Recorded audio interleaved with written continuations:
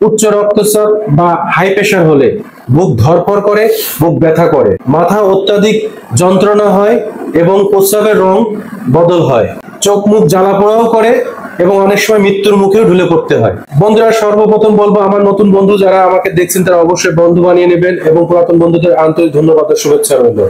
এখন বলবো কি কি খাবার খেলে আমাদের মধ্যে এই সমস্যাটা দেখা যায়।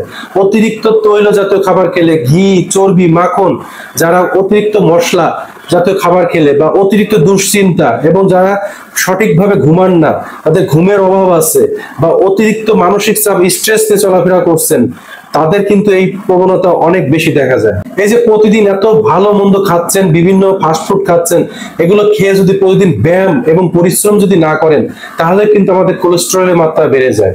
যখনই কোলেস্টেরলের মাত্রা বেড়ে যায়, তখনই আপনার ওই ধমনীতে বা শিরার মাঝে রক্ত চলাচলের জায়গায় তখন আস্তে আস্তে সরু বা মোটা হতে থাকে, মোটা হয়ে যায়, তখন ধমনী, যখন রক্ত চলাচল সরু হয়ে যায়, যার জন্য রক্ত চলাচল বা হার্ট পাম্প করলে সুন্দরভাবে রক্ত চলাচল করতে পারে না।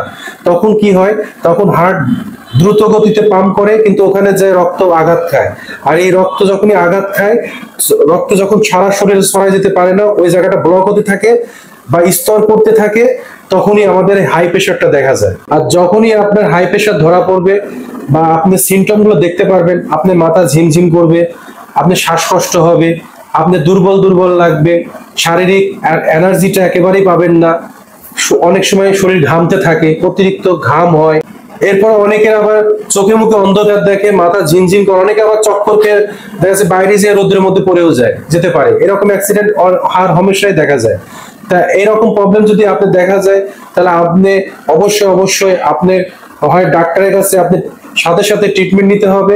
আর এরপরে বলবো, আপনি যদি আজকে আমার ব্যায়ামটা দেখে থাকেন, আজকে থেকে যদি ব্যায়ামটা শুরু করে থাকে, একটি ব্যায়াম, দুটি প্রাণায়াম দেখাবো এবং কয়েকটি খাবারের কথা বলবো, সেটা যদি সঠিকভাবে আপনি প্রতিদিন খেতে পারেন, প্রাণায়াম ব্যায়াম করতে পারেন, মাত্র 5 মিনিট যদি করতে পারেন, আপনি ফিট হয়ে যাবেন 1 সপ্তাহের মধ্যে। তা প্রথমে আমরা যে ব্যায়ামটা করব, সেই ব্যায়ামটা করতে হলে আমরা উপরে শুব, ঠিক এভাবে শুয়ে পড়বেন, সোজা থাকবেন, এভাবে ঠিক এভাবে থাকার চেষ্টা করবেন এবং নিঃশ্বাস স্বাভাবিক রাখবেন, হাত থাকবে ঠিক পেটের পাশে, এভাবে থেকে আপনারা স্বাভাবিক নিঃশ্বাস নেবেন এবং 30 পর্যন্ত হোল্ড করবেন, আবার 30 পর্যন্ত গুনে ধীরে ধীরে আবার রিল্যাক্স, এভাবে রিল্যাক্সে থাকবেন 30 সেকেন্ড।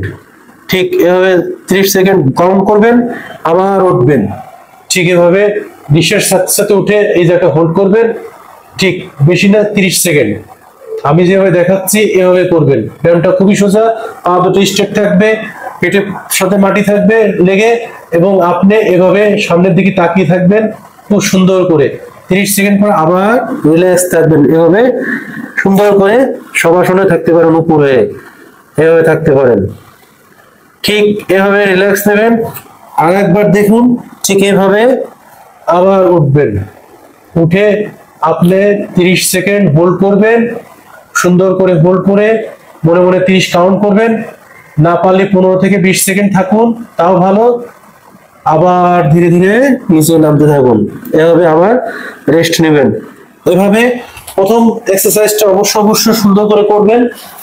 সেকেন্ড যেটা করবেন সেটা হচ্ছে আপনি স্ট্রেট হয়ে বসতে হবে, সেটা পদ্মাসন হতে পারে, সুখাসন হতে পারে, চেয়ারে বসে করতে পারেন, যেভাবে করুন আপনাকে স্ট্রেট, মেরুদণ্ডটাকে স্ট্রেট রাখতে হবে। কারণ আপনি মেরুদণ্ড স্ট্রেট রাখলে প্রাণায়ামে প্রত্যেকটা নার্ভে আপনার সুন্দর করে অক্সিজেন প্রবাহিত হবে এবং রোম মানে প্রত্যেকটা কোষে কোষে আপনার এই অক্সিজেন প্রবাহিত হবে। তা আপনি যখন এভাবে বসবেন, খুব সুন্দর করে বসে কি করবেন, বাম নাক দিয়ে নিঃশ্বাস নেবেন। এক কথা, আমাদের বাম নাকটা হচ্ছে চন্দ্র নাড়ি, ডান নাকটা সূর্য নাড়ি। আমাদের ডান নাকটা যদি বেশি চলে বা বেশিক্ষণ চলে, তাহলে শরীর কিন্তু গরম হয়ে যাবে, কারণ সূর্য মানে গরম। আর বাম নাকটা যদি আমরা চালাতে পারি, এটা হচ্ছে চন্দ্র মানে ঠান্ডা, যেটা রাত্রি থাকে। তাহলে আপনারা শিখে নিলেন। এখন কি করবেন, বাম নাক দিয়ে শ্বাস নিবেন, এভাবে আপনি ধীরে ধীরে প্রথমে মনে মনে কাউন্ট করবেন 10 থেকে 15, যদি পারেন 10, না পারলে নাই। তারপরে আপনি পারলে 6 থেকে 7ও করতে পারবেন, কিন্তু হোল্ড করবেন 5 পর্যন্ত, মনে মনে গুনবেন, তারপরে আবার ডান নাক দিয়ে ছাড়বেন।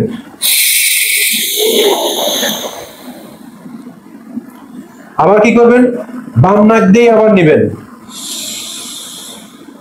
আবার হোল্ড করবেন 5 পর্যন্ত, তারপরে আবার ডান নাক দিয়ে ছাড়বেন।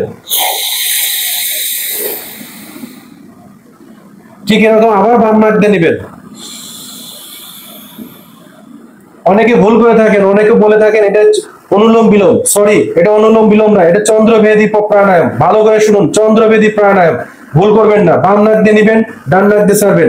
উইদিন 5 মিনিট মধ্যে আপনি একটা ভালো রেজাল্ট পাবেন। যখন শুরু করবেন 5 মিনিট, আমি বললাম অনলি ফর 5 মিনিট আপনি একটানা করে দেখুন আপনার রেজাল্টটা কি হয়। ওই দিনকে আপনি পরে হাই প্রেশার মাপে দেখবেন। তারপরে করতে হবে ভামরি। আমরা যে ভামরি করব, কেন করব? কারণ হাই প্রেশার হলে ডাক্তার আপনাকে ঘুমেরই ওষুধ দেবে, যাতে আপনি সুন্দর ঘুমাতে পারেন। তা আমি যে ব্যায়ামটা বা প্রাণায়ামটা দেখাবো, সেটা যদি আপনি সঠিকভাবে করতে পারেন, আপনি ঘুম আসতে বাধ্য থাকবে। তা আপনি কি করবেন? প্রথমে দুটো আঙুল কানের মধ্যে, বৃদ্ধ আঙুল দিতে পারেন, যে কোনো আঙুল দিতে পারেন, কোনো ধরা বাঁধা নিয়ম নেই, তবে বৃদ্ধ আঙুল দিলে আঙুল দুটো সামনে রাখা যায়। তা আপনি এভাবে করবেন, নাক দিয়ে নিঃশ্বাস নেবেন, মুখ ভরে নেবেন এবং শব্দ করতে করতে ছাড়বেন। মুখ বন্ধ থাকবে, নেওয়ার সময় মুখ বন্ধ থাকবে, ছাড়ার সময় মুখ বন্ধ থাকবে।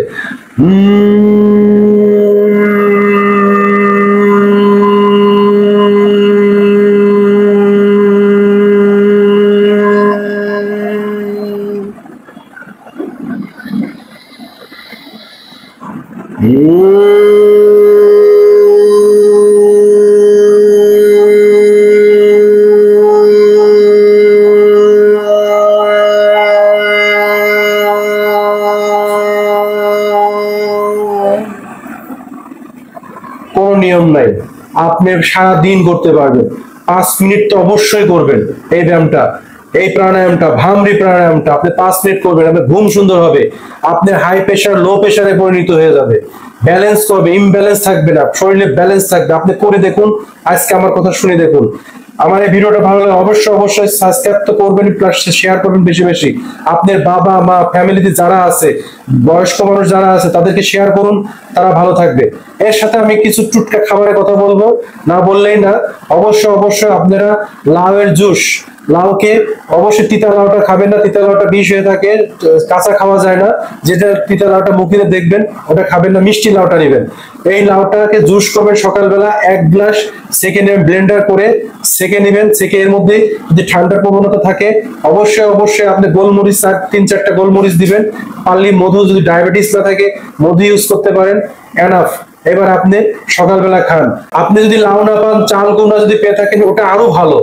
এই লাউ, চাল কুমড়া যদি না পান, শশা, এইগুলো আপনার কি না পারলে ক্ষীরা বা শশা, ক্ষীরা, এগুলো যখন যে সিজনে পাবেন, প্রতিদিন আপনি 1 গ্লাস সকালে আর্লি ইন দ্য মর্নিং আপনি খেয়ে নেবেন। আপনি, আমি টাইম দিলাম 1 মাস। আপনার ডাক্তার যদি সারা জীবন ওষুধ খেতে বলেছে, আমি বললাম আপনি 1 মাস পরে ওষুধ আপনাকে ছাড়তে হবে। রেগুলার করে দেখুন, চ্যালেঞ্জ ছুড়ে দিলাম। ভালো থাকবেন সবাই।